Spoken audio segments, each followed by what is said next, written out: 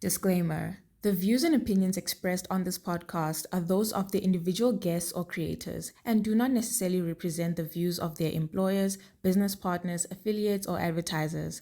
Any opinions, advice, or statements made on this podcast are not intended to be taken as fact or professional advice. Please consult a qualified professional before making any decisions based on the content of this podcast.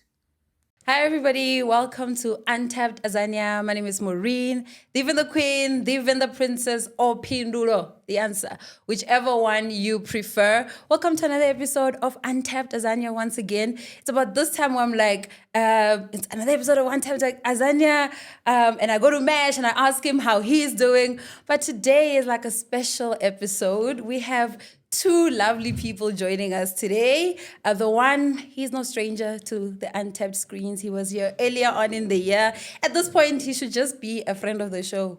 We'll just have to discuss that part.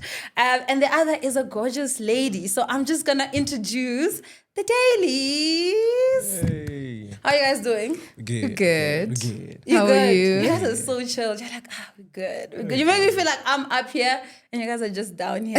But it's fine. It's fine.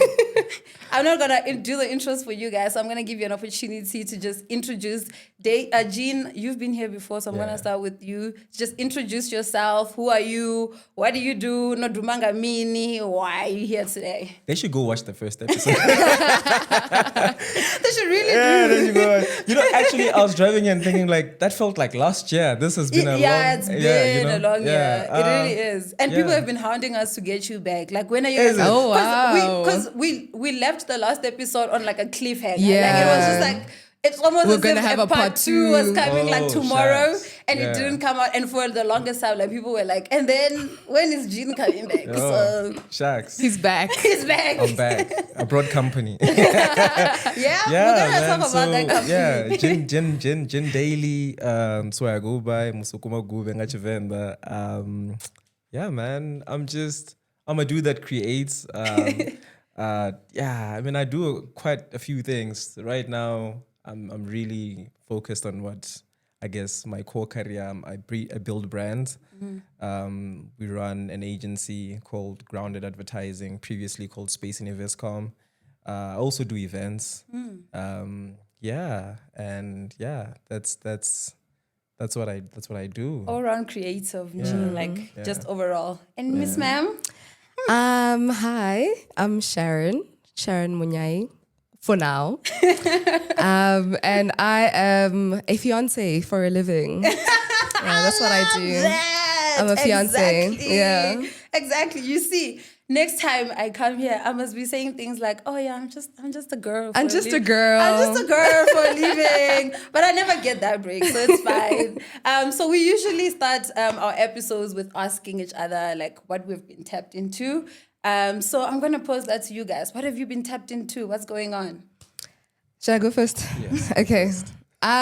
For me, I've been tapped into the Diddy documentary. Yeah. That has been, it's had me in a You chokehold. see, like 50 is a hater for real. No, for real. Like, No, for real. He is the pettiest man on planet Earth. But he's good at it. yeah, no, Professionally. professionally petty. Yeah. That is career pettiness. Yeah, You know, no, there's a for real. difference. Career Like, pettiness. yeah.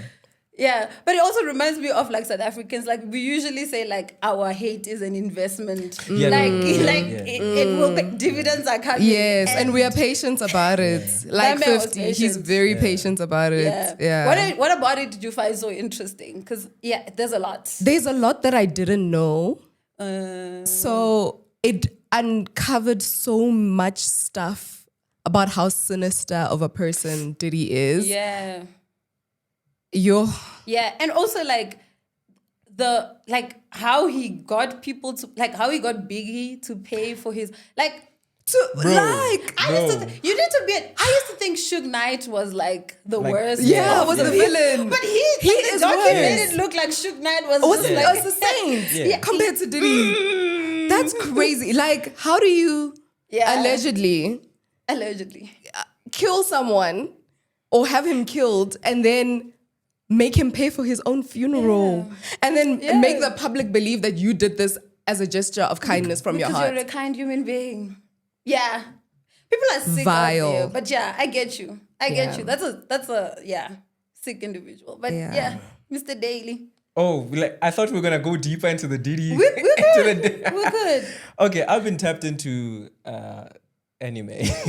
So It's giving a nerd. Yeah. So, but the thing is, okay, so I'm a One Piece fan. Ooh, okay. So What's One Piece for people like me Oh, who don't okay. know? Just the greatest anime that's ever been written out there by a guy called Oda. Like it's insane. It's over 1,000 episodes. That's what everyone will tell you and stuff, you know? Yeah. So there's this arc that I'm in right now. So, but okay, I'm not watching it as quick as other people do because I've got work in between, you know. I'm not just out there, you know. have to pay bills. You get what I'm saying, right? But it's very interesting because like there's so many social and political undertones on it. So I'm on this arc called Dressrosa. It's like episode 700 and something.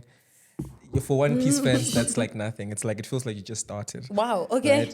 Right? But it's very interesting to watch an anime and be able to relate so many of the things that are happening in the world.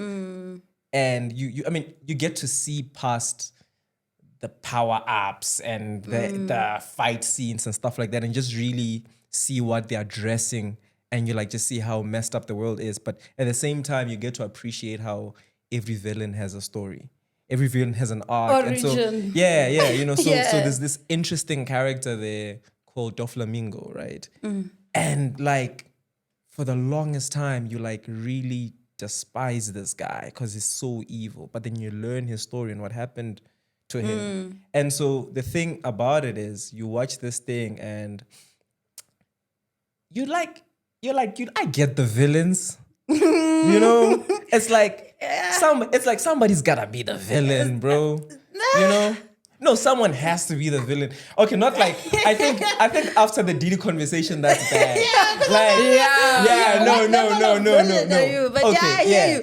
In life, you know, somebody has got to do it. and it's where we are right now in life, right? Yeah. It's like you have the Diddy kind of villain, but you also have like the Vigilante. allegedly The 50 Cent kind of villain. Yeah. Then you also have the Ket Matala kind of villain. Yeah. Just what I'm saying. Yeah. And then like from and here's the thing, guys. I'm not promoting any of the acts. Where's the camera? I need to like I'm not promoting any of the things that these people did.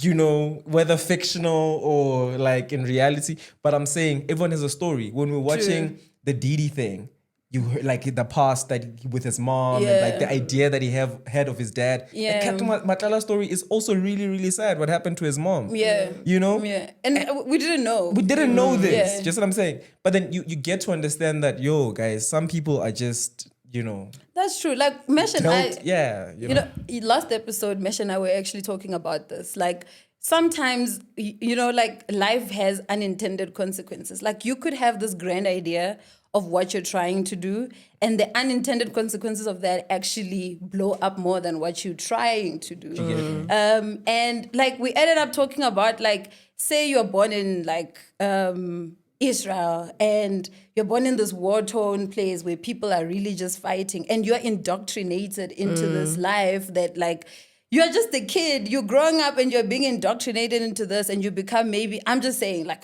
a child soldier or whatever. Like, us from looking from the outside, we're looking at you and being like, yo, that's evil. Like, how could you be doing that? But you were just a kid when you were seeing your uncles, your brothers, your sisters, your siblings, whoever, participating in this. To you, that's what life is. That's the reality of what life is. Oh, on the Ket Matlala thing, like there was the John Wick theory that there's a guy who's killing gangsters in Pretoria, and people were like, yeah, we need this guy. Like at the time that it was happening, we're like, yeah, like we need the guy to be killing people. And you're like, hey, but also these people that are being killed are people's brothers, Right? Yeah. people's husbands, Yeah. and people's, you know, so it's a tricky thing. You I know? don't like knowing the origin story of a villain. You don't? No. You don't? No. You You want to Why? keep the idea that you have. Yeah, because I feel like at some point you have to decide that you want to be a better, like your circumstances can't determine what you're going to become. There's some point that you have to decide for yourself that okay, I know I grew up in a messed up situation, or it's so hard. I wasn't taught the best, but you know the difference between, I feel like most of us know the difference between right and wrong. So when you decide to continue to perpetuate harm, where is that going to take us? Where does it end? Where do we draw the line to be like, now like it's your decision to kind of decide on doing better. Yes, because until what point do you let your circumstances dictate the trajectory of your life? I hear you. Okay, I hear that. But I think it gets deeper also, right? Okay. I think the more you know, right? Like sometimes the villains are just people. I think was it Tony Montana who said this on Scarface, something along the lines of, okay, it alludes to at least you know what to expect from me. Okay. Just what I'm saying, right? Okay. Like. I'm bad. This is I'm not not gonna pretend. But you lot here come through and put on this. But that's also a tricky thing. Just what I'm Gin, saying. So okay, I get it. But I'm just saying, okay, I'm gonna go back to One Piece. Okay, we'll go back to One Piece, yes. Cool. So in One Piece, there's the government, right? The Marines and stuff like that. These are the people that are supposed to be like upholding the law. But they're the most corrupt people. Yeah. And it never, like somewhere in the world, like the world never fully turns their back on the Marines. Like the people that are living in these islands and stuff like that, they rely on them because they're the law. But because we watching us, the people who are watching, who have like a full 360 view on what's actually happening, we know they're not good. Just what I'm saying. That's what's happening in government. That's what's happening in business. That's what's happening in.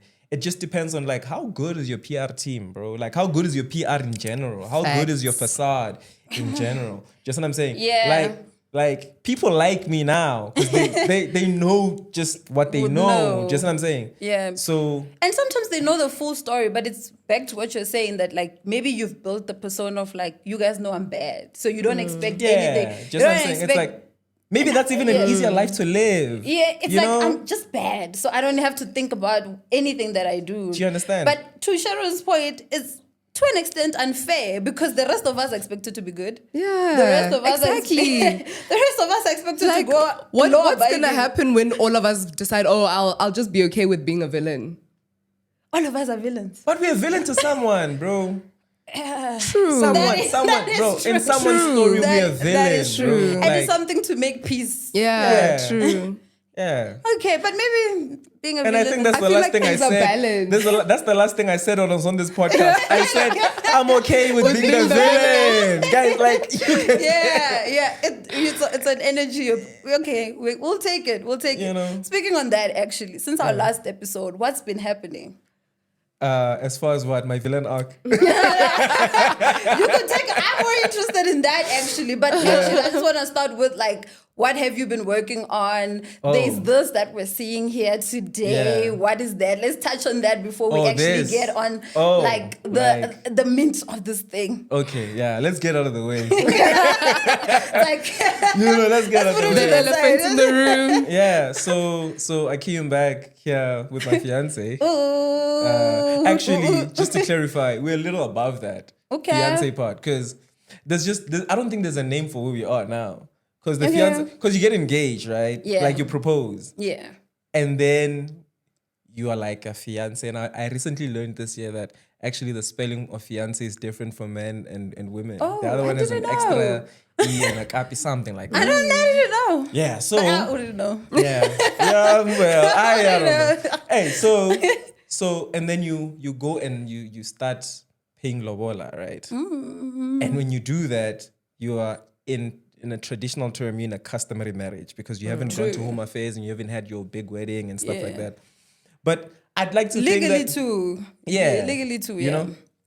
But like, it's a weird spot, right? It's like you're not...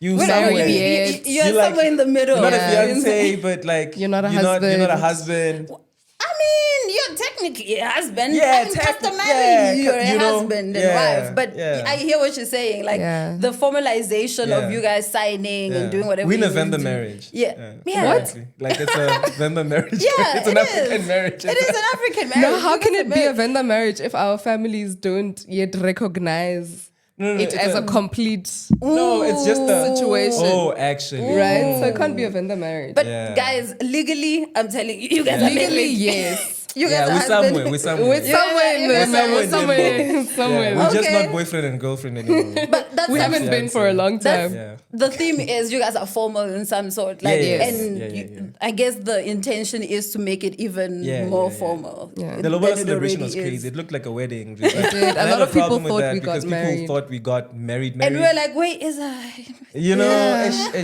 where's our invitation? Yeah. Maybe we should have the podcast live at the wedding. Did Hey, it now get they're lost? first, you know, like Did it get lost in the mail? yeah. So that happened, and We're not married yet. We're not married yet. Okay. We're just super engaged. Yes, I like that. We're super I like engaged. that. Like we're extremely engaged. Yeah. Like, Okay. Yeah. Okay. Just in the cycle. Extremely Extremely engaged. Okay. Yeah. So that happened, and I mean, since then we've also started some new endeavors. We're now also doing events together. So we started a new event called Slow. Okay. Sharing love over wine. So that's what that stands for.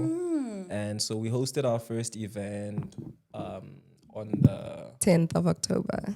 was it the 10th? No, that's the day we got Lobola. Yeah, next no. weekend. No, our Lobola was on the 4th. Or It's on the 10th of Oh, yeah, October. yeah. Was it the 10th? Yes. Okay, cool. Yeah, in Hartis, right? Oh, nice. So the whole concept around okay, the organization on top of that. So we run an organization called Taste and Places, and our whole thing. I mean, she loves food and restaurants, As we all do, and yes. aesthetics and stuff like that, right?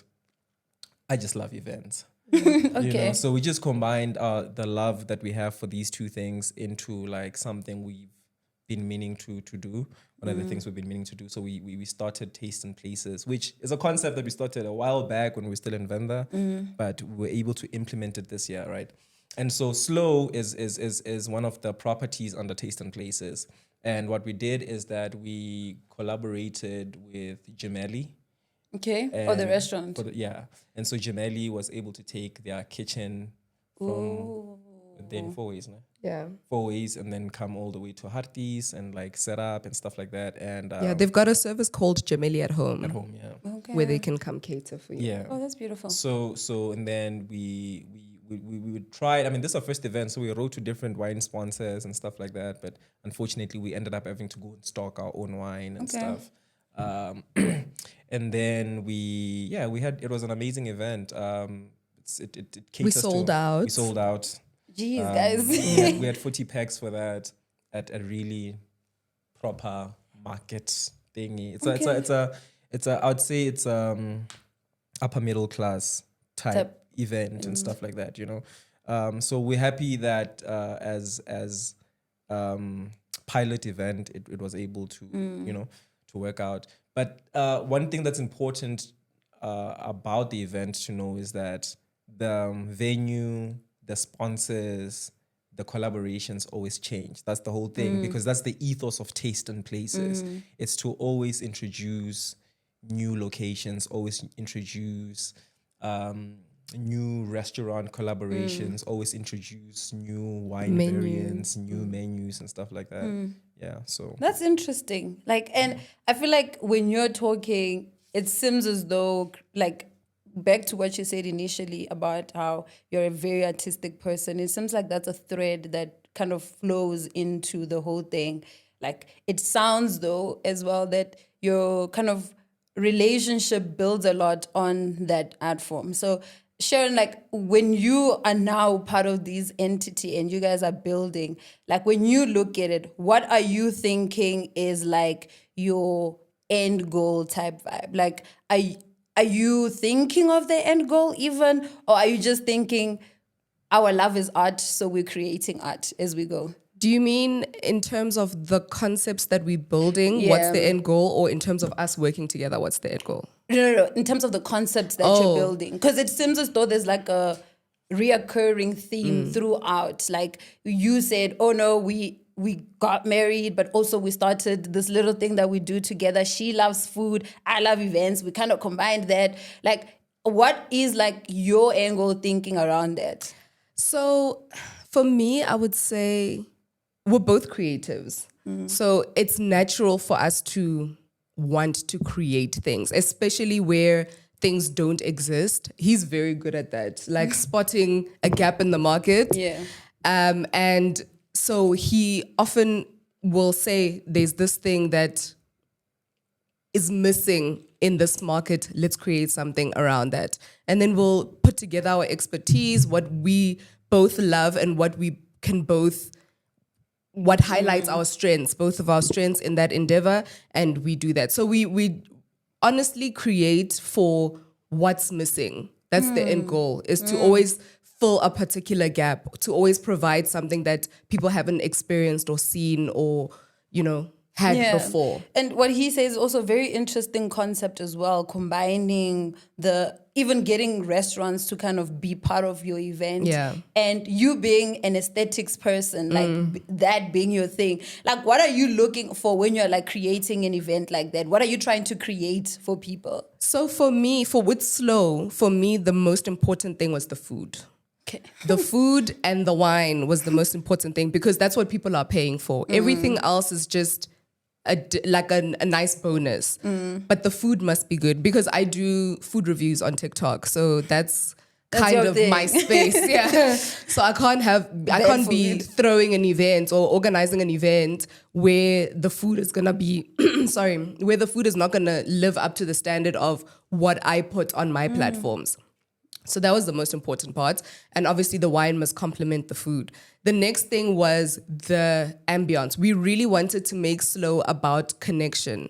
We wanted everyone who comes there to leave having connected with somebody at the table, which influenced us making it a long table event instead of, multiple different tables so that you can sit across someone you don't know, you can sit next to someone you don't know and have conversations throughout your dining process. So those were the most important factors for me. And then aesthetically, just a clean look.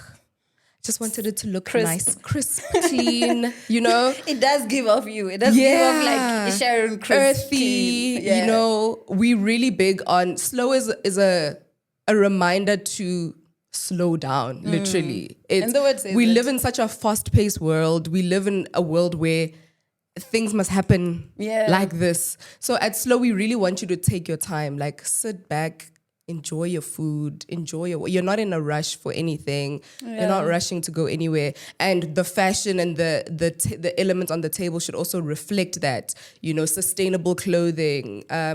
We use sustainable fabrics, cottons, linens, things like that to really embody the concept. We really want people to remember to slow down. Like, I hear that. That's an interesting concept. And I think it's something that's lost. It's like a lost art form of just taking life slow because it's almost as if there's like a step that you're missing. We're in this perpetual state of trying to get to next.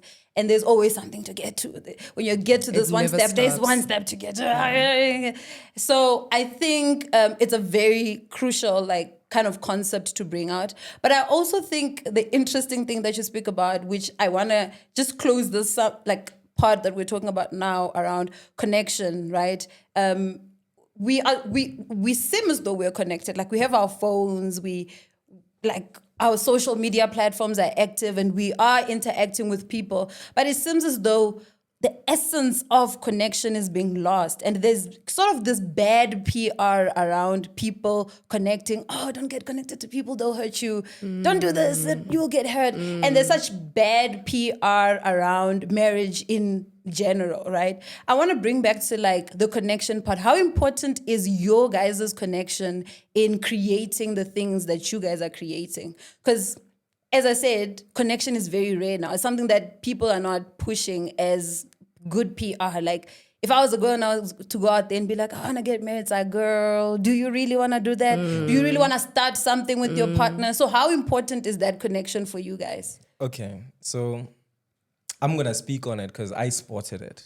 She said, Okay. I can see the gap. And And I saw with our connection, I saw a gap in myself that I knew she could feel. And immediately that just clicked. Because there's an interesting story as to how and why we worked together and how soon that started happening, you know? So I think 2 days into us dating, we took our first gig together. Yeah. Yeah, just 2 days.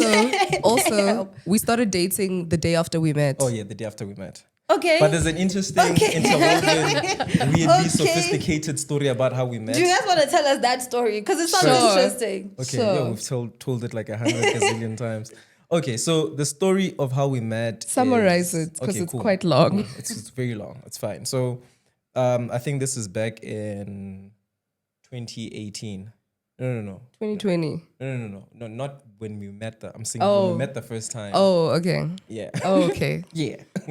It's a 2018, 2017, somewhere around there. But I know this because I just gone back to Venda from Pretoria. And this is the year just before acoustics started. That's how I remember. And so I used to drive around in a little Beetle and stuff like that. And so her cousin and I went to primary school together before I moved this side. And so I had seen him that weekend and he then decided, no, let's go check out my cousin at Univen and stuff like that. She was at Univen at the time. So she was the cousin. Okay. Right? So we sort of had an encounter and stuff like that. I was like, okay, cool. Whatever. It's giving love at first sight. Right? 'cause No, now it you- wasn't. It wasn't. No. It was love No. at fourth sight. Third. Okay. Okay. Yeah. Okay. Because when he came with my cousin, we obviously introduced each other. Hi, I'm Sharon. Hi, I'm Gin. Nice to meet you. Sharp. That's where it ended. That's it. Okay. Like nothing was, and like no memory, no. I went home and I thought about her. No. Nothing like that. They're just like, happened. okay, it's whatever. And so the second time, we were at Clicks. Yeah. She was with a friend who was a colleague of mine. So I was on radio before. Yeah. Yeah. So she and the lady who is Ndibo Mokwanya, she's on Metro FM right now. Oh, shout out to her. Nebo. Shout That's out, my girl. homegirl. Love That's you. my homegirl. Down. Yeah. So she was with Ndibo, and like I was a bit of a menace back then. A bit. Nah, girl. Yeah, I won't get into the girl. details. Yeah, but I was like, yo, Ndibo, who your friend though? But even then, it like never really was a thing. You know, Okay. I walked out of Clicks. So we had met before, and at Clicks we didn't Click. It didn't recognize click. It each didn't other. click that No. Clicks we've didn't met click. before. No, we Yeah. introduced Again. ourselves again. You know? Oh. Yeah. Okay. Yeah. And so the last time, again, because of Ndibo and like the radio crew and stuff like that, you guys were hosting Yes. Chillers Chillers. Yeah. at some place at Unit D and stuff, right? And I remember I pulled up with H&M actually. Okay. Yeah. That's very interesting. Yeah, I pulled up with H&M. And I just freshly gotten out of a relationship, man, and we were trying to get active. He was trying to be in the street. We were trying to get active. What were you man. on? If you're trying to be in the street, what were I you had on? also just gotten out of a relationship, so you I wasn't guys were- looking for anything. Yeah. Oh, that's you see, that's opposites. Because Yeah. he's like, I just got out of something. I want something. No, You're like, I just- was like, I had gotten out of a very long relationship, and I was like, I don't want men around me Okay. right now. All right. So yeah, we pulled up and stuff like that, and we chilling, having conversations, and whatever. And I mean, long story short, like I just, you know, it's almost as if like when you're in a crowd, there's a scene in a movie like when it's like in a crowd and it's so loud, and then all of a sudden it's like just silent, you know. Okay. And it's like almost as if like you're adjusting the zoom lens and like everyone like blurs in the background. And you know All that of scene? us are You know? supporting cast. And then, We're like- yeah, and then everything is moving in slow motion and stuff. Yeah, so something like that happened. To you, it was like, oh, okay. Yeah, you know. And so we started chopping up chats, and I found out, oh, she's from Pretoria and stuff like that. Somewhere in that chat, like I feel like something just happened. Like God just dropped a Yeah, pin it was God. on the vinyl, and then now we connected all All those the dots. instances. I'm like, oh wow, You're this, that you're is crazy. that. You're this person. I remember. Oh, you know, all that stuff happened, and then the following day, we exchanged numbers, obviously, and stuff like that. And he drove me home Okay, girl. Okay, well, in your car, in my I feel car, like- but I feel he like- still drove me home. That was cute. That was Yeah, that was yeah, You sound like you're like, I got it. Yeah, nah, cool. Yeah, that was dope. And then I took her car. First, dropped my boy off at home. Maybe. Oh, you see, that's always a trick. Like if I'm like- riding with somebody Yeah. and they like a guy Yeah. and they drop off their friend first. Yeah. Like in my head, I already know what's coming. Like I feel like the chat to me getting dropped off, I can preempt it. Like it's gonna happen. Yeah, well, it was that, but also my boy and I got a lift. We didn't have a car. We were not driving, so They she had a used car. me. So I'm like, Essentially. yo, I They need to go used drop me. H off at home, and then after that, you Now, know, girl. yeah, but Okay. like, you But know, it's fine. The a return mental on plan. investment. The return on investment, Did you get girl. me? You were focused. Cool. I was. So- Focus, girlies. We get it. So what happened after that is that the next day, she hit me up. Oh, girl. It's like, oh hey, what you doing? I'm like, I'm chilling. What you doing? Like, I'm chilling. You're chilling. You're Like, trying to act cool. Like you're like, Yeah, you trying to see me? I'm like, yeah, I don't mind. oh, I wow. can pull through. And then she came through, and then like I just I offered to go get her car washed and stuff. Okay. And so we drove to this car wash. Somewhere That's in where we Venlo. had our first date. And then I just realized, man, I started chopping chairs, and I realized, I'm like, bro, this is my wife, though. What This you is mean? second day. yeah. I'm like, You see, Yeah. like and so I literally, I think I went into like a 15-minute monologue about how, I didn't ask her out. No, I he just laid told down me. the plan. I know, it's like, sorry, I just laid down the plan. I'm like, yo, dude, so this was gonna happen. You know? this is what we're gonna do. Yeah, that's what we're gonna do, bro. Like, yo, this is gonna happen really quick, fam. Like, this is like, This is like our now life. it started. This thing is This it's is it. moving. The wheels are in motion. Sure. You know, and like it felt so intuitive, man. It just felt so like I knew that I knew. You know, everything just felt in place. And there's this thing where someone can be new to you in the sense that you feel like you've just met them, Yeah. but just feel like you've known them, you know? that's true. And so everything just progressed quite naturally. Yeah. You know, our like, I feel like we shared a common alignment in what we wanted in life. And I think we also complemented each other in the sense that, especially in Venda, right? Like the I mean, Venda is a cool place, but we just had a different perspective on how we could navigate the space in a way that we never found in other people. And so we could sort of confide in that and know that, dude, you know, it's like what's this, Pinky and the Brain, you know? Like we're gonna do this thing. You know? We know what we know what we're going Just to do. something. I'm Pinky, by the way. But Wow. Oh, it's just girl. the brain. Just the brain. Okay. girl. But I anyway. think also besides ourselves and what we wanted, I really do believe that our relationship was brought together by God. Like, you know, when you're using a GPS and you keep going the wrong way and it keeps rerouting you. I feel like that's what happened with us, Yeah. because what are the chances that we meet coming back each, to the like same we spot. keep meeting each other, and once we listened, once we were obedient to the voice of God that was telling us to be together, it's been Everything just an moved, unstoppable man. Like, force. It really just, there was so much guess behind the relationship. Yeah. And then when you start realizing, you know, when you wake up and you're like, yo, this is weird. Like, why is this moving like this? Why does this Yeah. make so much sense, right? So to go back to how we started working together, like just 2 days after that, we got our first gig. I had already started like what we call a company called Space in Viscom, which, to be honest, it was not really much.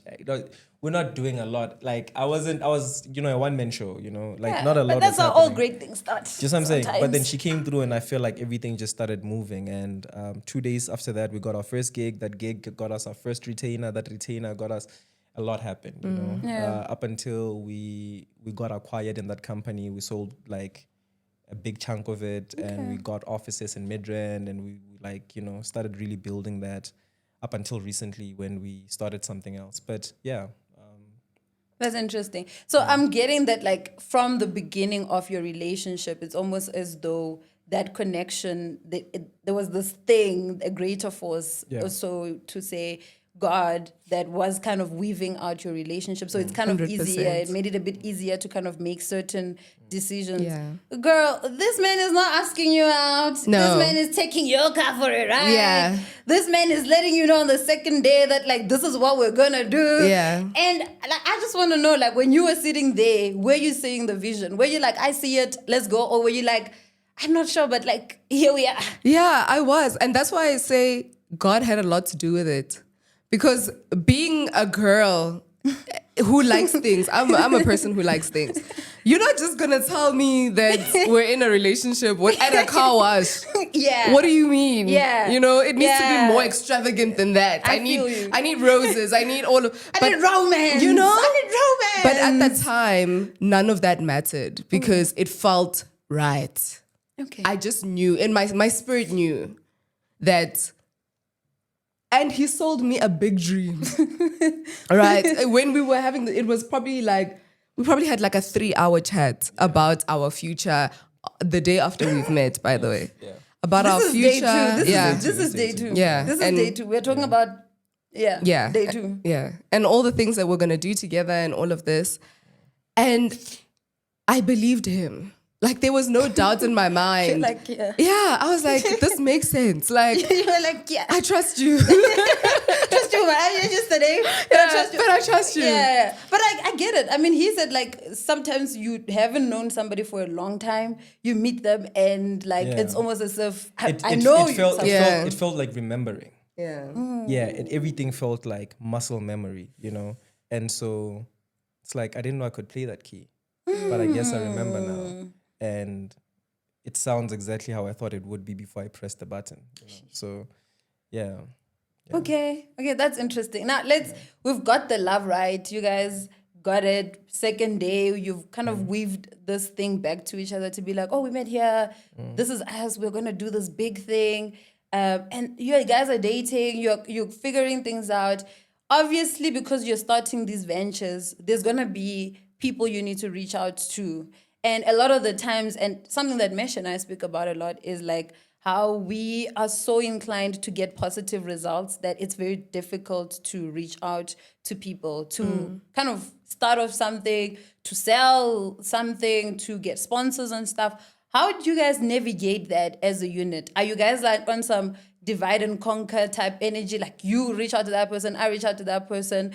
Or are you just like, okay, we have a list of people, we're going to cold call, whoever picks up.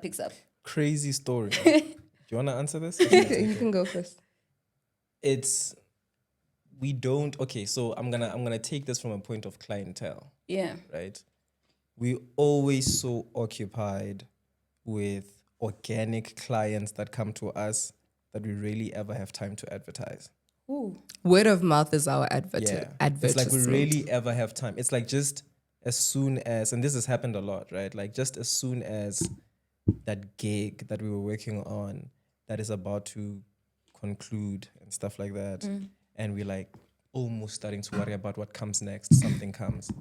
And that thing that comes is so big, like it requires so much time and so much attention that really just the time to, and guys, advertise, like the company we have is called Grounded Advertising. Advertising is important. Advertising is really important.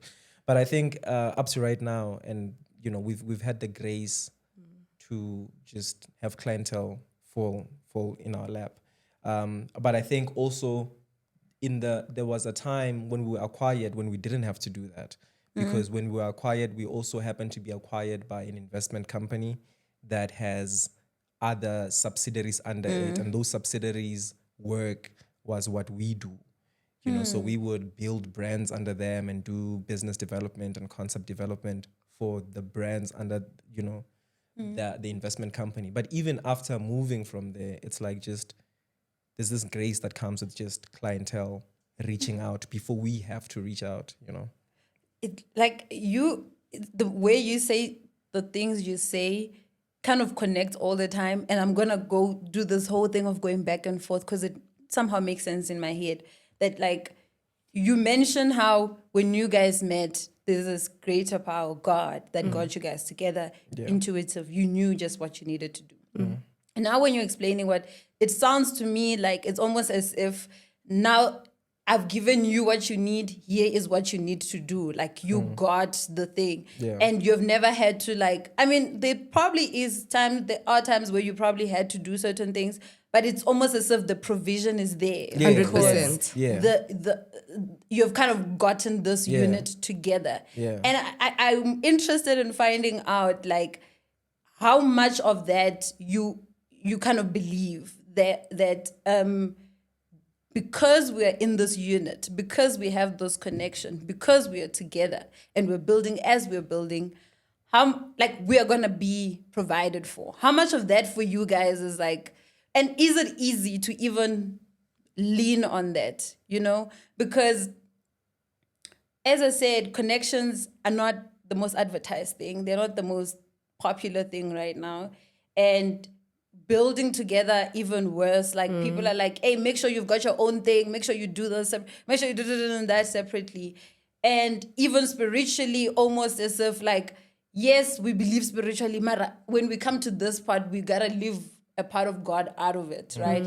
How much of that do you believe that this connection that you guys have is going to be provided for constantly? It's God the whole way. 100%. We 100% believe in it because we've seen our relationship, what our relationship looks like when God is at the center and when he's not.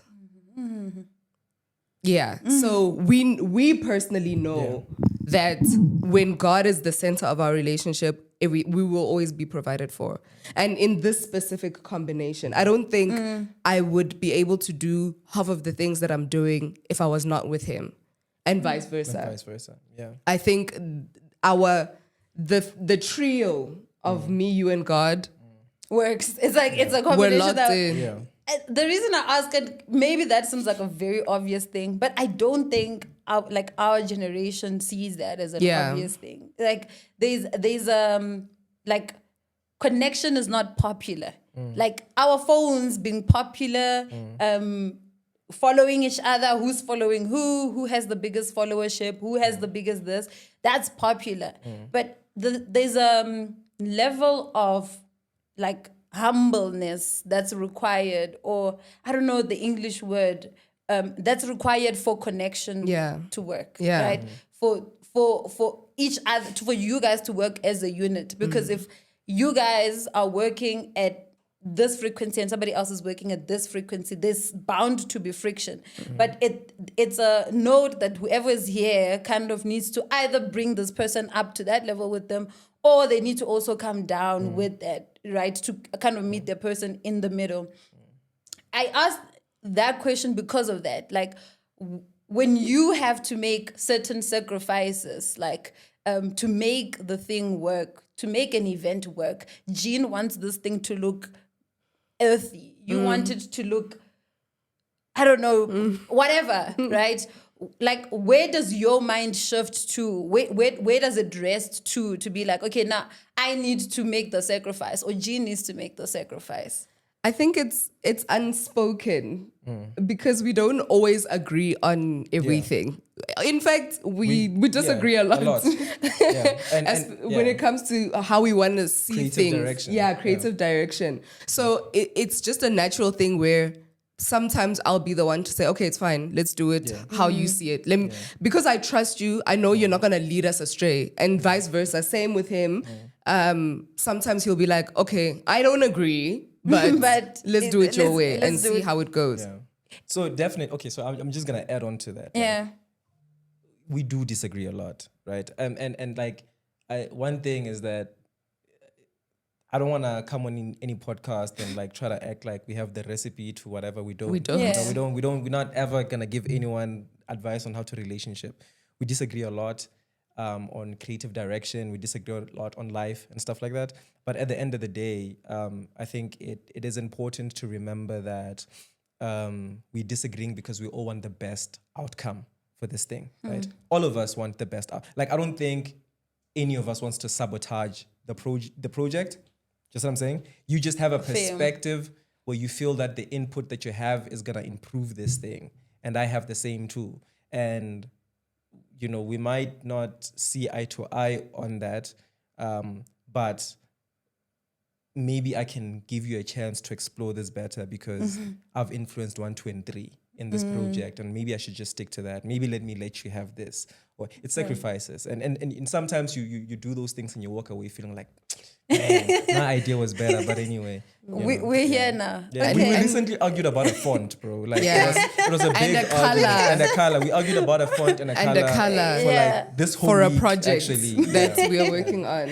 But going back to the connection thing as well, like you said, connection and marriage especially is not popular these days. Being a young married couple is not popular. So I just want to say to the young married couples that for me, it's very inspiring to see young people getting married. I think there's something very powerful and sacred about marriage. And those who are lucky enough to experience a good marriage will understand what I'm talking about. But it's so unfortunate that so many people have been hurt in the institution of marriage. And so I think it's gotten a bad rap because of that, because of all the ways that it has not necessarily Worked out favored. sometimes, Yeah, it has not necessarily favored people. So yeah, maybe, I don't know if it's a connection thing or if it's trauma thing. I mean, we're all a little bit traumatized in some way, you know? And I guess it goes back to the chat we were having earlier about villains. Like, we all could be a bad person. Like, we could all decide to just be like, you see how hurt I am? I'm gonna walk out of here and hurt everybody that I will. Or I'm just not gonna do the work to heal or to work on myself to be better. That every person I meet, I'm destroying, like, for real. And sometimes unintentionally. Right. Like, actually, I think the worst type of hurts is the ones that happen unintentionally. Because we have, and look, to your point, Gin, there's people that got into the world and they're like, I'm bad. And when you know people are bad, you treat them a certain way and you move out of their way. Or you engage with them. Girls have a thing of, we love, bad boys, whatever. It's like, yeah, but I mean, you know Which you're, girls? Sometimes you're dealing with a bad boy. So it's like, hey, whatever, right? But I think the people that hurt us the most are the people that we don't expect them to like, and the people that view themselves as good people. Yeah. The people that sit and be like, I'm a good person, almost as if I'm incapable of hurting somebody else because I'm a good person, which is very difficult because such people find it difficult to change or to evolve or to be better people because they're oblivious to the bad that exists in them, you know? So I get it. Like, we could all go out in the world and act hurt, but there's space for this, which a lot of us don't get to see often because there's the bad PR that we speak about. I know a lot of people that are in good relationships don't want to talk about their relationships, but the ones that are in bad relationships talk about their relationships a lot. Because there is a lot of people that are in really good relationships that work, but those are not the stories we hear. The stories we hear are the people that are in terrible relationships. So as a person that's sitting here, I want people in good relationships to talk more, to go on. And I know you guys want to give advices to people. And be like, no, we don't give. Go read the Bible, man. Don't give Go advice. read the Bible.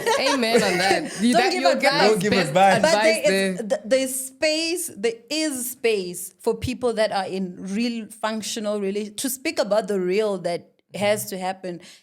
Because on the other side, you spoke about how you met her and it was whoa, at some point, like it was right, and we see that, like, the people that are on the outside see the that looks but there's beautiful. also the like there's a lot, and the gung is not televised. It's not televised, And that's good. And it shouldn't be. It should not be. No, but I think it should, guys, because here's what I think, right? I think if I had a child, I would want them to see me have an argument or disagree with my partner and then work it, and then see me and my partner work it out. Because I want them to understand that, like you're not always going to agree with the people around you. You're going to have to work it out. It's not all the time. But taking that back to the relationship, I feel like the people that are in good relationships, we see the and we're the child looking at the what? Oh yeah, and then you have unrealistic expectations Right. of what Okay, and I have a big problem with that as well. Yeah. Right. Like,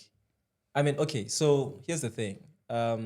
You get a glimpse of people's relationships based on what they post, right? Like every now and then, I'll just post a picture of my partner and I on Instagram and stuff like that. I'm obviously not gonna post the argument we had. Yes. That's what I'm saying. Yes. But like, if you're on my WhatsApp, maybe like 3 years ago, you would have probably seen a sub, like during an argument, like, Yeah, this whatever. is meant for Just like, this is directed at someone or whatever the case may be. And I guess that's when you start seeing the reality, the I'm not gonna say part of the reality, because all of it is reality. All of it is true. All of it is what we're living in. Yeah. The happy moments are happy moments. Yes. The not happy moments are not happy moments. Yes. I'm just not a fan of having to tell everyone my business. I hear That's what I'm that. saying. And like, I'm far from perfect. I think we both are, man. Like, that's why I would never give anyone advice who could have made a mistake that I could have made and just might not have known how to navigate their way out of it back to peace. We call it baseline in our relationship. To go back to baseline. How soon can you come back to baseline? Which is to say, how soon after this argument can this... we be like, It doesn't mean the argument is resolved. We we have unresolved arguments that are just, Waiting for a different time. timing. Just what I'm saying. Converse It's like, about it. I don't like that conversation, but it shouldn't like hinder how we want to enjoy wine an hour from now. Yeah. And stuff like that. Because, just what I'm saying. Because what you mean, bro. but like, exactly that, Jin. Yeah. Exactly what you're saying right now Yeah. is exactly what I mean by saying, like, I want a realistic view of what that looks like, in the sense that, like, you as people that are in good relationships kind of need to be like, bro, we had a fight about a font. We had a fight about the color of this thing. But those aren't really the real fights. Those don't matter. Like, those matter to an extent. No, they're real fights. Yeah. Bro. They're fights that we shouldn't have, according to me. It shouldn't be. Nah, it we shouldn't have come exist. back from that. Ooh. Now, I don't think just what I'm saying. Yeah, According okay. to me, to, like, we should not have come back from that. Because I didn't think it was possible to come from that. And I guess, and this is an unpopular opinion. You know what? Like I said on this podcast, and I'm fine with being the villain. Like, it's an unpopular opinion. Honestly speaking, a lot of relationships, I don't think survive because people sit back and say that, how much BS can you go through? And now we're getting into the territory of giving advice. No, I'm not, I don't want to give advice. Okay. I'm not, like, okay, hear me out. I'm not giving advice, right? Okay, I'm saying what happened with us, right? Okay. It's this, like I just said, there's some stuff that I felt we were not gonna be able to live through that we did. And for me, that showed me that there's life after, it's different instances in a relationship. Just what I'm saying. So to each his own at the end of the day, bro. Staying his own. To each his own. And to be fair, right? Yeah. And I really want to wrap up this. I Yeah, want let's- to wrap I up think we the should just cut relationship chat. half of the conversation was too long, bro. Because, like, I think on the other side as well, as much as I'm expecting, I would like to see people in healthy relationships speak up more. I don't want you to do that to the detriment of your own relationship. Yeah, that's like, the I thing, don't want bro. you to destroy your relationship. Yeah, you're because telling people- you're telling Putting people people in your business, You dog. know, It's like- I mean, there has to be a healthy line that exists. Yeah. Just what I'm saying, in bro. that, you know what I Like, mean? yeah. Because at the end of the day, there is still a relationship that exists, right? Yeah. I don't want it to be front of the line, look at our relationship type thing. And then that becomes the main conversation, right? Yeah. So I get you. Like, there's a level of protection that needs to exist within that. Because if I had a child, for example, still, I wouldn't want my child to be everywhere and anywhere at Exactly. any time. Yeah. Because there's that level of protection. Yeah. Right? But anyway, let's move to... You guys said you started slow. You're working on slow. When is the next event? What are you working on next for that event? So the next event we're planning for around Valentine's Day. Oh, that's a great concept. We're planning for around Valentine's Day. Same vibe. We still want to have the long table, very beautiful menu that will align with the season. colors and fabrics that align with the season, a venue that will align with the views that we need to see. But yeah, I think for now, this as far as I can disclose about the next one. But stay tuned.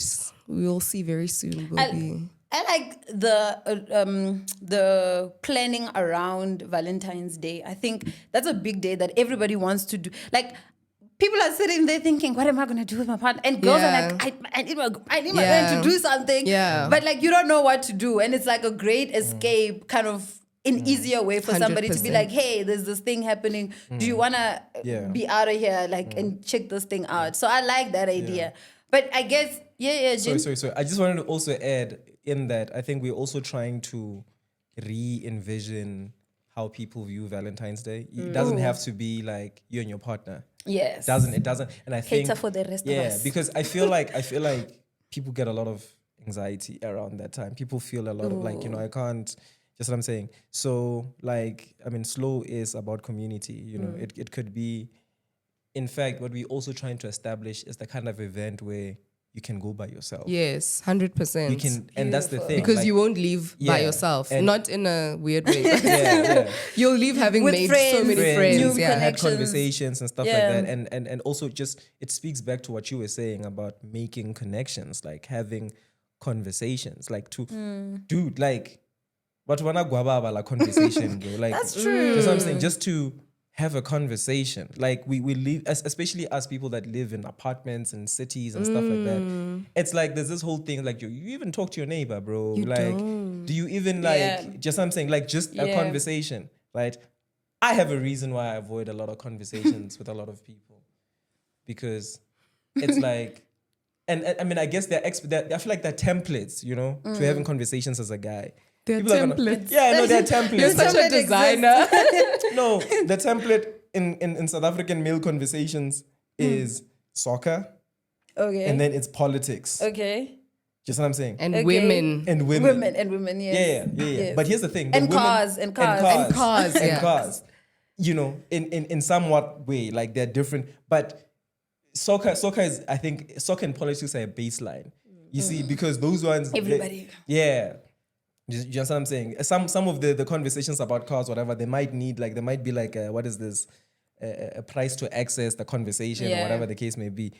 And I'm not a soccer fan, bro. Like, so I disengage. It's like, yo, Oh, okay. like today's parents, like, yo, dude, like I don't. I'm I sorry, don't I even can't know. relate. Like yeah. But anyway, it conversations are really important, man. Like getting, like as soon as I got here, I saw a guy that I know through, like, I don't know him. He just looks like his sister so much. That you were like, And I'm like, I'm gonna ask this guy if this person is a sister. Yeah. And it is, So again, that just what I'm saying. Yeah. So That's a connection. it's that a you connection. Make. It's beautiful. Yeah. and to that point, like, how much of that do you take into the entrepreneurship of your business, like what you're building? Because essentially events are about people. Yes. Yeah. Events are about people connecting. But you can't be, I don't know, maybe you can correct me. But in my head, when I think about it, I think if I'm planning an event, right? If I'm planning a connection for people, I should be the kind of person that is out there and is able to be like, hey, like, what's going on? Like, be able to chat to people. Do you think that's the kind of person that you are, or is it something that you had to build up as a skill to be like, I can go into a room and just strike a conversation? That's the thing. So if in spaces where we need to work, I'm a very social person. Okay. Right? I'm very social when it comes to work. It's like I have almost a corporate friendship, if I can say that. because it'll never be personal. Okay. It'll never be personal. Like we can work together, but I won't hit you up for us to chill over the weekend or go drink together, whatever the case may be. We'll push conversations and everything around the thing, whatever it is that we're everything. working on, right? And I think that's my thing. It's because I segment how I socialize with people based on what connects us, right? And I don't let those lines cross. Right? There are people that I can never speak about events because they're not interested in events. Maybe we can chill and talk about anime. And also it's because I have with my friend group, I have a very small friend group, and that friend group just consists of about 4 people that I don't work with. And those are your friends. And those are my friends. We don't work together. We Yeah. don't, just what I'm saying, they're my friends. You know, they might know a bit of something I'm working, but we don't work together. We don't make money together. But then everyone else that I'm related to, that I know what we're working somewhere, somehow. You know, and I think it becomes harder to make friends as an adult. For me, friendship as an adult is transactional. A lot Yeah. of It's times, what can I do for you? What can you do for me? Because Yeah. what are we doing here? Yeah. And you know, it's sad. It is. It's sad. But yeah, You know, yeah. on that thought, Sharon, you're on social media. Like Yeah. your whole thing is like you build that. Yeah. You've built your brand to be so big, Yeah. and it's meant to get people engaging on the social streets. But I've always just thought from the outside that, like, I don't think all influencers get along.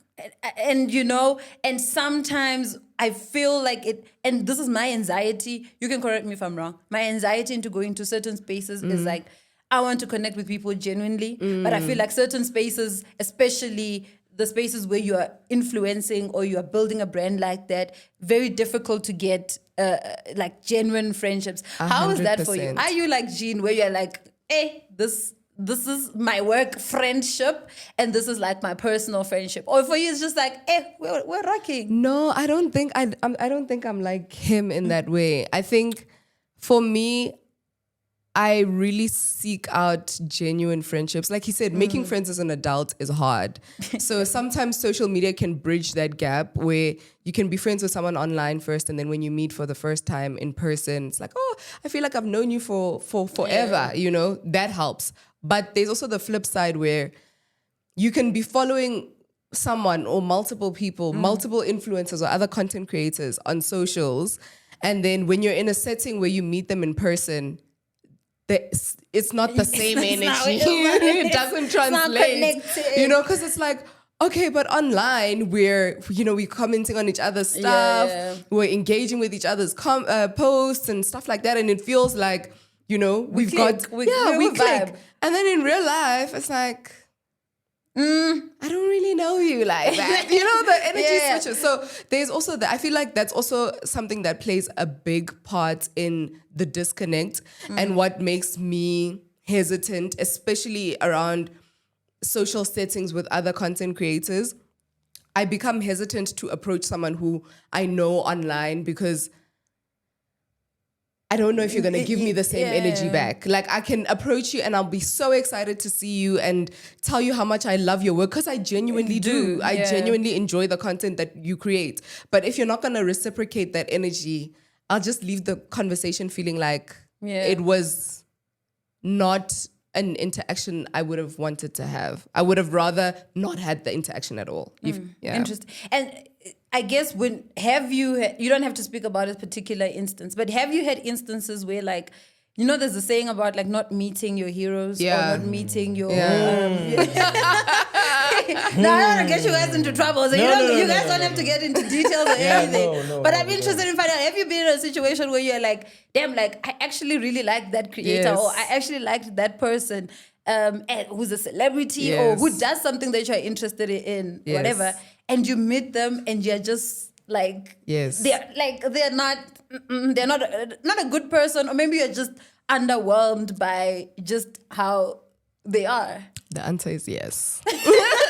And does it happen a lot, or is it like certain times? Like there's one specific one specific instance that jumps to mind. I'm sure that you're like, there is this lady that I really, really I don't know if I looked up to her or I really enjoyed her content. I really admired the way she carries herself, the way she thinks, or how I thought she used to think based on her content and stuff. And we were able to have a conversation that went really well. And then she became a client of ours. And yeah, working with her was not the greatest experience. It was not the greatest experience. And so from then on, it just became kind of like a sour relationship. Yeah. So that's the one that like really sticks out. But there's been a couple of times where it's like, you're not who I thought you were. You know, like there's a certain personality that some people portray online, and then when you meet them in real life, you're like, That's not what I expected. he's the same person. Yeah. Like, how are you? But you know, to speak to that, sorry. Yeah. But to speak to that, right? I feel like that's a human thing. We are multifaceted, man. Yeah. And someone could be watching this podcast and you know what, they've reached a conclusion on who we are, all of us, yeah. Yeah. You know, and that's not everything. That's not all of us. You know, just what I'm saying? Because like there's something that Lauryn Hill once said when she was doing this MTV Unplugged thing, right? And she's like, yo, I don't even know me. I'm still meeting me, right? And I'm not saying we don't know ourselves, but I'm saying that the process of knowing ourselves is also intertwined with like the happenings of life and how we respond to them daily. Just what I'm saying. True. When something happens to you, you sort of in how you respond to it, you are morphing into something unique based on what you already are from like your know, historically and what you need to do in order to like survive or certain situations or like, you know, thrive in that situation or whatever the case may be, you know? And so because of that, the experience that we could have at an event with a fellow influencer and the experience that you could have when someone cuts you off in traffic and the experience that you could have when they're not going to be the same. This is not the same you that's coming out.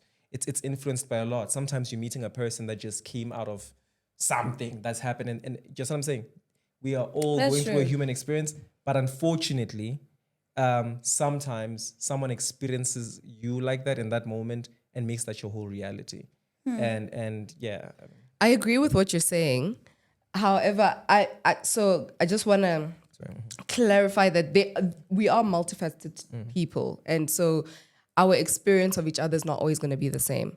However, there are people... Like Diddy. Actually, going back to Diddy, there are people who feel that. curate a persona. They want people to perceive them a certain way. Yeah. Which they are not that way in real life. Yeah. Those are the people that I'm talking about. Where on social media, for instance, you have curated this persona that you are this specific type of person. But in reality, when you interact with people in real life, you're actually quite the opposite. Yeah. And I think it's the gap that we speak about with like social media and real connection, right? It's that you can curate anything. A personality. You can, That's why you're called a personality. Exactly. You can curate the idea of how people, like how you want to be seen and whatever it is and to your point, Jen, look, if you that's your idea that I'm gonna create this person that exists, that's gonna sell, that's gonna get brand deals, that's gonna do that for the media to consume, and that's the idea you've taken. I mean, to each his own, right? And there are times where you're gonna interact with people and they're not at their best. Like somebody's just 100%. Going through a lot and it's a lot. But there's something to be said about the gap that exists between social media and kind of the content creation space that you're in and the bridge that you guys are forming in actual real connections that exist. Because it's easier for me to know Sharon, truly Sharon, at an event, asking her about how she's doing. And she can honestly tell me like to my face, like, yo, dude, I'm really not I'm going through a difficult time today, like whatever. But if I was just to go up on social media and ask Sharon, like, hey girl, how you doing? It's almost like good. I'm good. So there's that, I think there's a very important gap there that needs to be filled by actual real life interactions with people. Because a person that you wouldn't even interact with because you have seen their character and you're like, damn, I don't want to be like that person, could easily be a person you interact with on social media any day. Yes. Because you are not seeing the parts of them that you don't like. And maybe they are 100%. truly creating you to see the persona that they like for whatever reason, right? So I think there's that gap that exists that you guys are breaching with the events that you guys put together, especially Slow that you guys mentioned. But when you were here earlier on in the year, Gin, we spoke a lot about A&P. Yes. We spoke a lot about how that as an entity has just morphed into whatever it is right now. And it's almost like there's a calendar pick in December that everybody knows that like there's A&P, right? December is coming up along. What are we looking at this year for A&P? We are looking at A&P. That's it. We're looking at A&P. The reunion. The reunion. So it's just taking it back, man. We are so grown up, like since we've started acoustics and poetry, you know.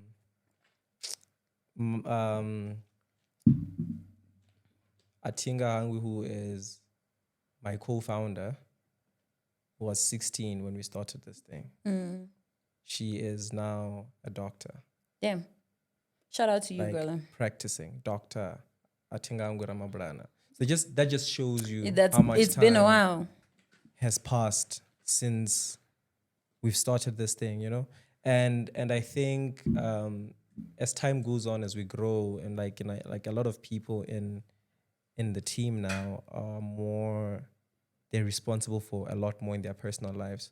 People have jobs, people have We're kids, parents now. people have Wives. people have wives. You have fiancés. You know, people, like that's where we are, and just what acoustics and poetry taught us and what it ended up being. And I can tell you this, like, and I said something very controversially true the last time about like from a profit point of view and stuff like that. We ended up accepting that we're doing this thing For the people. for the people. Yeah. It was a harsh acceptance, you know, because what a lot of people do is running a business and not turning a profit, and they're like, bro, let's quit, let's do something else. But when you see how many people look forward to this thing, when you see how many people wanna be there, when you see what it's done to so many people, you wanna keep doing it. Yeah. You know, even when it's getting harder and harder to do it. Like even when access to funding is not as easy, even when all of these things, you know. And so the reunion is just to bring it back to where it all began, you know, to appreciate also. Okay. Yeah.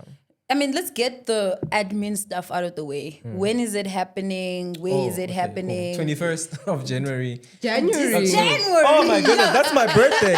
I think 21st of December. Sorry, you know why? You know the word 21, man.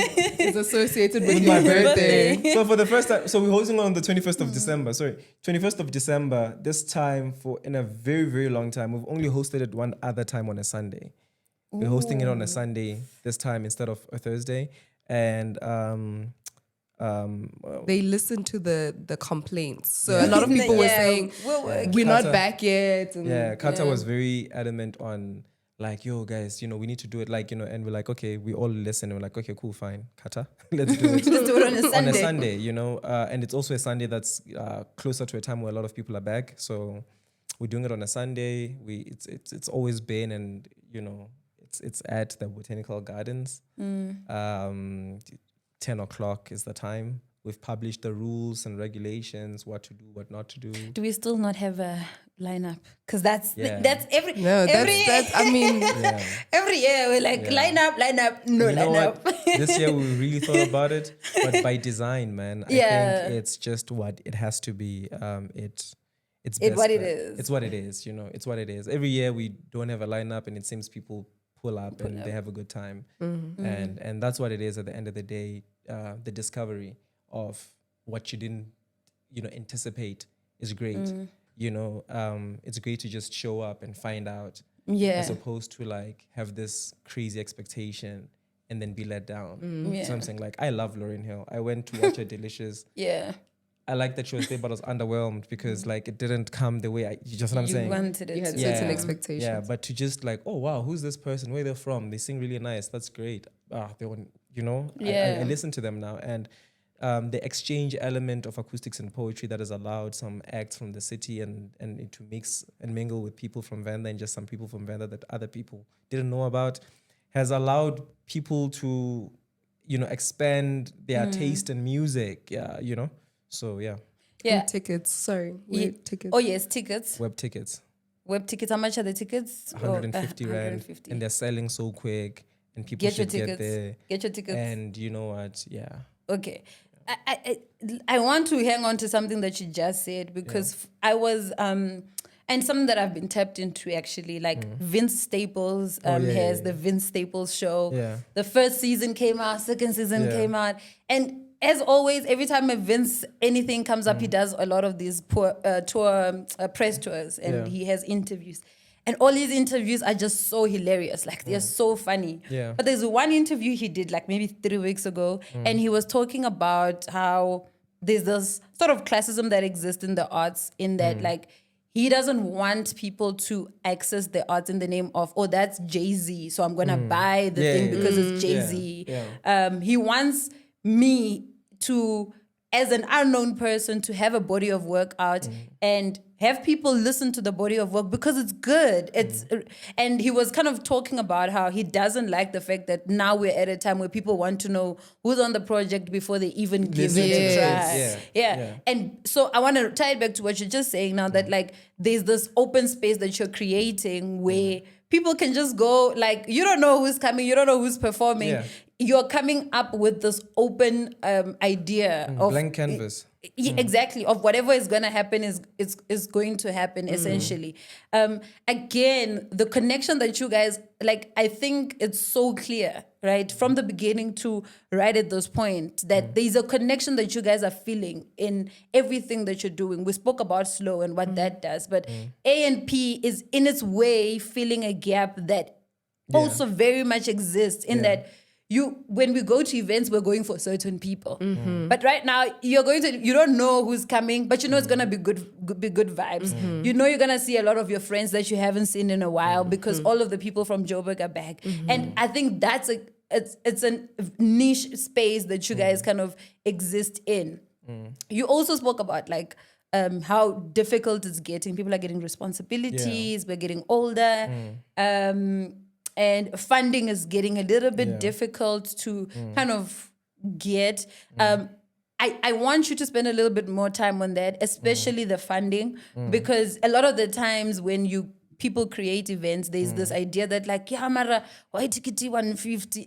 Why is the ticket over $100? Like we're just here at the Botanical. Like, what goes into that ticket price and what struggles are there existing for you guys in creating that event to be the event that it is? Yeah. Oof. That goes straight to my heart, man.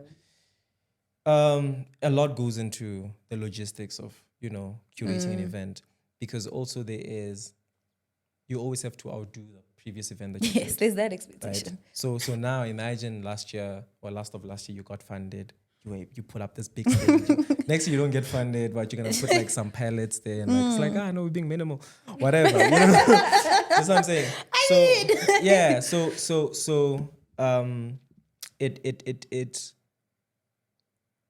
We try very much to make it affordable, right? And I'm gonna give you an example in terms of, and these are also really different experiences. Acoustics and poetry. Pre-sold 150 rand, right? Slow, a ticket per person 1,850 rand. Two different markets. Do you know what I'm saying? Two different markets. Yeah. Do you know what I'm saying, right? If it was possible, we would make acoustics and poetry a free event. If it was possible. But there are also a lot of problems with making an event free, right? There's a certain appreciation that we have that acoustics and poetry is one of the cleanest events in Venda as far as the audience culture, as far as interaction, as far as you won't hear, hey, someone got stabbed or someone it's a very clean. It's a and we try to keep it like that. And pricing goes into that because also the genre also sort of like allows you to eliminate certain characteristics and whatever, like it's not gatekeeping or anything. But it's what it is. It's what it is, right?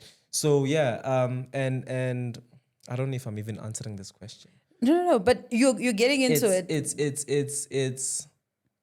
It's we want to do this thing and we wish we had more support. And one thing that I want to say for the very first time on this podcast, because it's a need right now, we are looking for young people that can build the next generation of acoustics and poetry. Because we're realizing that maybe we at this point are not tapped in enough to really understand for the future and where this thing is going, what the kids need moving forward. Just what I'm saying. So we are opening a vacancy for like all the positions that we occupy for the next generation, for a younger generation of kids that we're gonna have to say, okay, cool, fine, from 17 to because they need to be young. They need to understand how to be the voice and the ears of the audience. Like what we created this from a need. Just what I'm saying. We created it from a place where when Atingangi was 16, there's a thing that she needed to exist as well. I was already this side and I was experienced in terms of doing shows and I could offer something and curate it and stuff like that.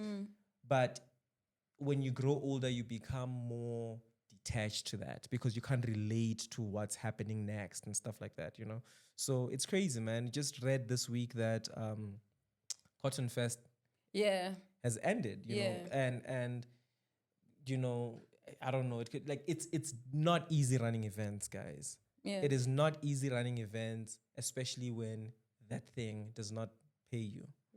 Just what I'm saying. I think there's a great appreciation I have for people that do what you do, especially because I think sometimes we get lost on the fact that this is an event, there's money being paid, but it's also an investment of yourself. The thing you're creating is an investment of yourself, essentially, and that can be a very big investment, right? That people do not see. It's almost like a thankless job that you're doing because when we get to an event, we want to have fun, bro. Like we came here to have fun. We don't care what Gin spent the entire year planning this thing. Tell you like, something so sensitive about that ties on to this. I've been meaning to want to get married, bro, for like the past 2 years now. Like, so from last year and the year before that, I had known that I'm ready. But I didn't know how to make that a priority and make acoustics and poetry happen a priority at the same time. Just what I'm saying. And here's the thing, like, and I would reason with myself and ask them, like, yo, dude, like, one is a gathering of over 1,000 people. The other is a gathering of like about 300 people. The 300 people one seems very difficult, because the priority is on. And I saw myself this year, and I even like excused myself a bit. I'm like, yo, I need to do some personal stuff for yourself. Yeah, because at the end of the day, man, it's like it's fulfilling to do the show, and you have, everyone there come through and you celebrate. And after that, the next morning, you have to go on with your life. Your life is going on. There are things that are, and that's why I'm saying that the pressure that we have right now on some of the things can be alleviated by a younger generation that is still hungry and thirsty to create something meaningful.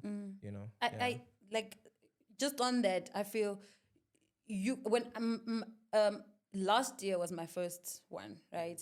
And I saw both of you guys there, and you guys were having fun. I guess to my I'm just there. I saw you guys having fun, and I'm trying to understand from you, like when you're part of here, and he's saying like, yo, dude, like I really want to prioritize this thing, but I have a baby that I'm taking care of, right? And you are part of the thing as well. Like you're there.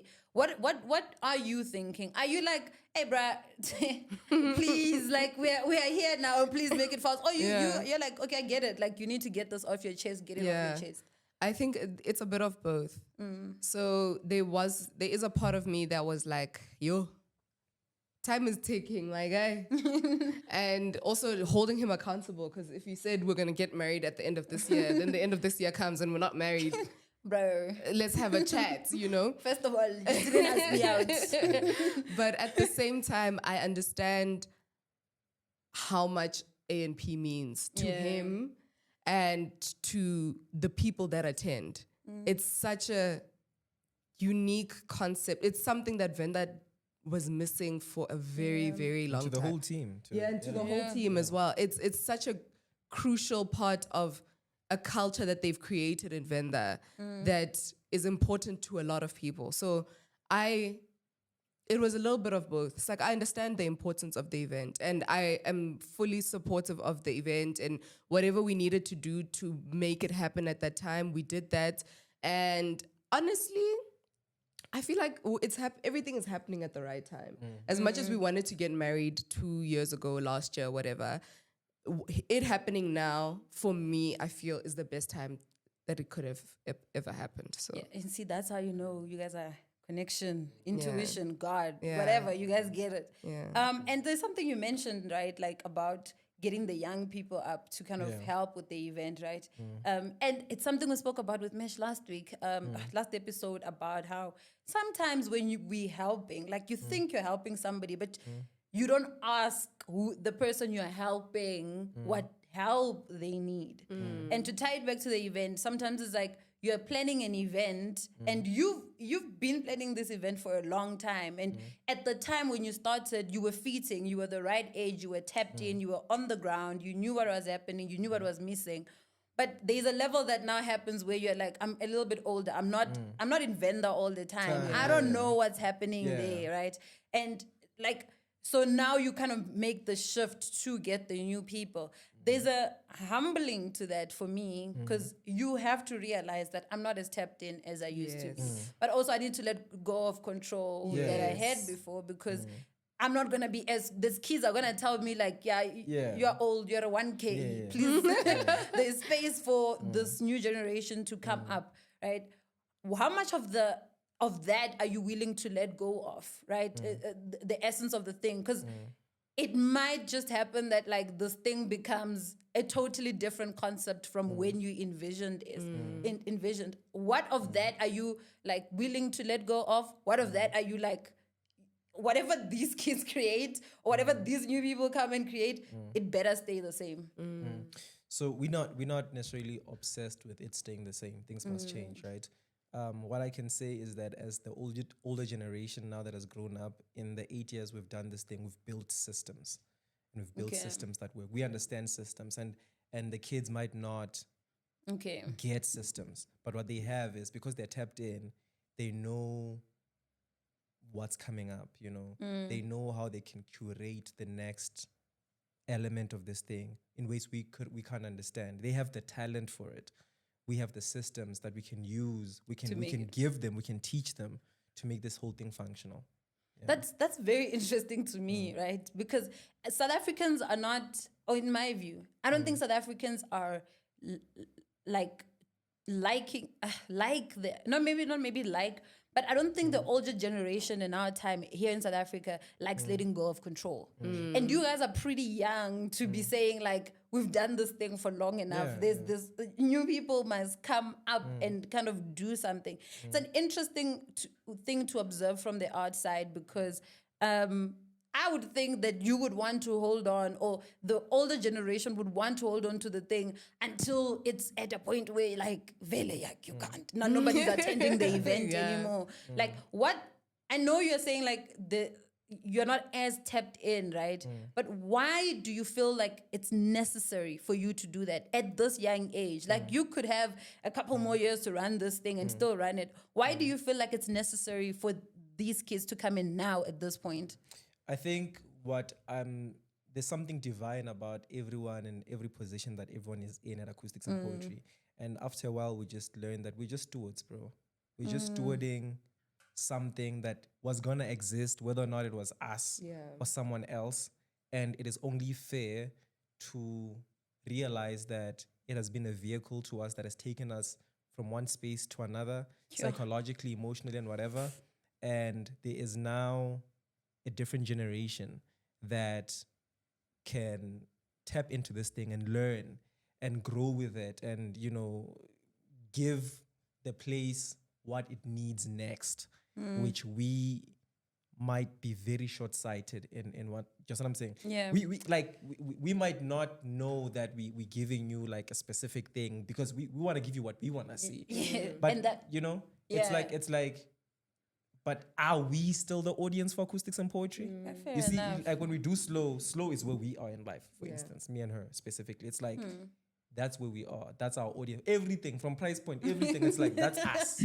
We are in this bracket now. This is the bracket we're in right now. And that makes sense for us, you know? Yeah. So, yeah, man, we're very excited to work with younger kids. We're very excited to see what's happening. We're very excited to pass on, you know, Yeah, the the baton baton. to like the next generation, you know, share all our connections, not gatekeep. Yeah. You know, and we know they're very capable kids out there that we've met, that like just brilliant, that will do a great job in maybe building this thing for the next 8 years. I like that essence. I truly do, because I think it's somewhat missing in certain things. Like people, we hold on to things, especially if it's something that you've worked for your whole life to try and put together. You want to hold on to it. You want to, this is my brand, or we are the originators of this thing. And sometimes you're actually stunting the growth of the thing. Yeah. Maybe the kids come in and this becomes, I don't know. I mean, I think for myself, when I look at it, it's already like a Coachella type thing in vendor, but it could be bigger. It could be bigger, bro. It could be Like- satellite events. It could be something that you guys aren't able to put together, but the kids are like, hey, bruh, let's go, right? I like that so much. Just on this event, last year, I think the theme was Ufareda. And then, loved that concept, loved how it was rolled out, loved everything about it. This one here again feels like, it's called Reunion, feels like we're coming back. That connection that we've been speaking about this entire episode is like, it feels homey. Like when somebody, you know how people talk about how family reunions have been lost in our generations, like we don't have those anymore. That theme kind of speaks to that for me, right? What are you trying to kind of achieve in terms of the program you've set up, in terms of the theme you're trying to create for the show? What are you trying to bring out there? We're trying to do something that goes beyond the music and the poetry. We're trying to bring in the nostalgia of it all. You know? Yeah. And I think for us as the older generation, it's a good place to let go. You know, in a very nostalgic way, just like, wow, you know. Remember when we were over there, you know. And there is so much that happens at acoustics and poetry that you don't get to see on stage because it's happening in the garden. ground. You know, there are conversations that are happening. Yes. There's reuniting that is happening. Yes. There are relationships that are created. There's a couple that got married Yes, because they met at acoustics and poetry. Yes. That's what I'm saying. All of that is happening. And we're like, yo, man, Yes. we so happy to be a part of this. Just what I'm saying. Yeah. So that's what the reunion gets to offer. It's like outside of the stage, it's some people are there to reunite, other people are there to spark new things, you know, conversations. Other artists are there to like stand on a stage for the first time with that many people and say, this is where my career took off. You know, other people are there to like launch their business for the first time and said, okay, the first time I sold a product and I saw that there's a market for this thing was at this event, you know, I love that. And maybe it's because I'm a really big fan of what you guys are doing. I look at it from a perspective of, I see the amount of energy that goes into these things, like the essence of the thing, right? What you're trying feels almost like a hug. It's almost like the whole thing is like a hug to yourself to be like, you're home, right? I love that. And I think as much as I know that you want the new generation to come through and kind of push that forward. I think that essence should remain. Like, and maybe because again, I'm a big fan of what's happening right now. But I want the hug. I want it to be warm. I want to see familiar faces. And if maybe I don't see familiar faces, I want it to be a friendly place. Because when I attended last year for the first time, I was like, yo, like I've never had experienced something like this, but it feels like home. It feels good to be here. It feels warm to be here, you know? So guys, whatever you guys do with that, just keep it that essence. I want you guys to keep that essence because that's what makes it what it is. Everything else can change. Who you bring over can change, but the essence of that feeling or feeling like, yeah, and I've been speaking English this entire year. And I get here and the entire crowd, I'm speaking Chivenda the entire time. Yes, you know what I mean? Like that essence is important. But you know, we get to the end of the episode every time and we give, usually Mesh and I ask each other questions. And we ask really, sometimes philosophical questions, sometimes like practical questions on whatever you want to ask. Basically the question of the week. So you guys are our guests this week. I'm going to ask you guys. Is it one question? You can ask two questions. Oh, you can ask one each. I have a stupid question. So you just ask you. My question is not that serious. Okay. As well. It's it not doesn't have philosophical. to be serious, guys. This is not that serious. It's actually a somewhat of a personal question. Okay. We do personal here sometimes. Not personal in terms of like your personal life, but on one of the episodes before this, you mentioned you got scammed by a decor company. Oh yeah. How do you feel about naming and shaming businesses like that? No. I will name and shame Pure Essence Deco. Oh Mason my gosh! Deco. Do you know why it's the same one? Is it the same yes. one? Let me tell you why I'm asking this question. I saw their TikTok posts that they were promoting of this deco thing. Specials like 6,000 rand for like 40 whatever.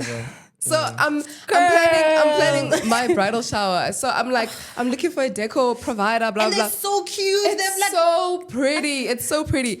And then because I am the FBI, I obviously do a little bit of research before I go into this. So I see their comments are very limited and it seems like they've changed the page. The name was something else, Lux something before, and now it's Pure Essence. And then I image reverse searched the video and found other results. And I'm like, okay, they're not posting their own work.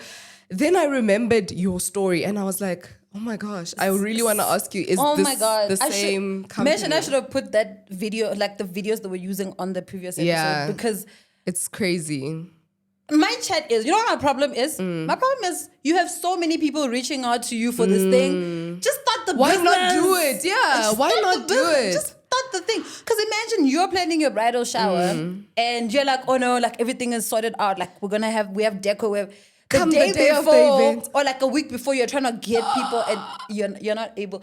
There's like a very sinister thing about so that. Evil. It's cruel. It's so evil. Because what am I supposed to do on my wedding day? Like you're not here. You're just gonna leave me hanging just like that, out to dry. That's very evil. And I opened the case. I don't know how wild for that case is because there's a whole thing. But I hope it goes honestly. For me, it wasn't that bad. I was able to get somebody who, like, to do the deco, to do everything. But you lost the money. I lost, and I did lose the money. But my chat was like, I didn't lose a lot. Like, I lost the deposit, and it's a lot, but it's not a lot. I'm talking about a wedding. Like, you paid these people 60,000 rand to come do a deco for your wedding, and a week before you can't reach them. I would or have the a day stroke. Before you're trying to reach them, you can't reach them. I would have a stroke. You see, so yeah. Stay woke. I'm so sorry that happened to you. It's life. Like, I think back to the good people, bad people, villains, whatever exists. I think when bad things happen, I sometimes get into the I laugh it off sometimes because I'm like, that's so funny. Like it like I've seen this story happen to somebody else. Maybe not in the exact same way. But I've seen this story happen to somebody else and it was so sad. Like I felt sorry for them. And now it's happening to me. And it's like, it's life. So it happens. Not too hectic. Okay. Your question. Oh, I changed my question. You're about to ask a deep question. No, it's not deep. Okay. Would you and Mash like to do giveaways for tickets for acoustics and poetry on your We do social giveaways. media? We do giveaways. Yeah. We do giveaways. We do giveaways. So I'm gonna leave it to you guys in terms of what people need to do Oh my God. to do that, and then we can chop it up, and then we're gonna. Thank you. How many giveaway. tickets are you giving them? Yeah, Or you'll discuss off air. Yeah, we but can it's gonna discuss be the details, but I thank yeah. you so much. It's That's gonna be a fine. lot of tickets, not a lot, but like Enough. not 2 tickets, maybe like 10. Just Okay. yeah. Okay, I'm losing my mind. See, watch the episode. Okay, thank you so much. I think that's fire. I think, is that your question? Is that because it was a that question. Would you? Yes, of course. That's such an obvious. Like, I don't even know why you're asking me because that's so obvious. I'm such a big fan of the whole thing. Like, Anyway, I want to say this to you guys because, like, Gin, you were here earlier on in the year, and we like had plans to have a lot of guests on the shows. Things didn't pan out the way we wanted them to pan out. Panned out a little bit different. But I think, again, back to the connection, back to God, back to a higher power. I appreciate the fact that you have sat in this chair twice this year. For And having me twice. It's nice. Do it twice. and the whole time you've been here, you've spoken so much positivity. You have dropped like things that like are not as available, like to talk about your personal connections, but to also talk about your business connections and how you maneuver that. I think it's important for people to look at, but also very, like, it's personal stuff that you take out of your time and you come and sit here with us and you share that with whoever's willing to listen and whoever's willing to watch that with us. So I really want to say thank you, Sharon, girl. Like, you're a rider. I don't even know. Like, you're a rider. You here, and you're just like, you were here the first time as well. In fact, it feels like you've been here. It's not like we're getting you for the first time, but I appreciate you sitting there and giving us the time. What we're creating here is a capsule. And my hope is that in the next 10 years or whatever, the kids come back to this and they see this, but they see this in reference of something bigger that you've created. So maybe when life allows, we'll meet again and it will be in different circumstances. But I do want to say, I hope God blesses you so much. Amen. God blesses your union. Whatever you touch may turn to gold. Amen. May God multiply. Amen. And wherever you go, may the grace of the Lord be with you. Oh, thank you very much. Thank And you. with that, I just want to close off the show with saying peace sign for the But did I see peace out. Thank Oh, you. yeah, merch. class of 2025. We got the exclusives right here. See right here. They're part of the Thank Untapped you Designer class of for 2025, this. ladies and Thank gentlemen. So thank you very again. much. Thank you for being with us. And also thank you for the platform that you guys are creating. I know Mesh is not here, but I hope he'll hear this. He'll obviously definitely hear this. But you guys have created such a beautiful platform that is for the youth, but encourages you to think. Yes. You guys ask such thought-provoking questions. It's not a podcast not that is brain full rot. of that's full of gossip and things that just don't edify a person. You guys are building something that is really, really significant, and you might not see it, or people might not tell you as often as they should, but you are building something very important. You're shaping the way the youth thinks. And I just want to add, like, it's growing the way it should. Yes. If you know, because I check your numbers, and maybe you guys might look at it and like, no, maybe it's not happening as fast. Trust me, like, everyone that you have right now is everyone that you need to have right now watching Yeah. you. Thank you. And it's That means a lot, guys. I don't want to say much. That means a lot. Thank you. Thank you for being part of the class of 2025. We hope to see you again soon and in much bigger, much better circumstances. Bye-bye. Peace.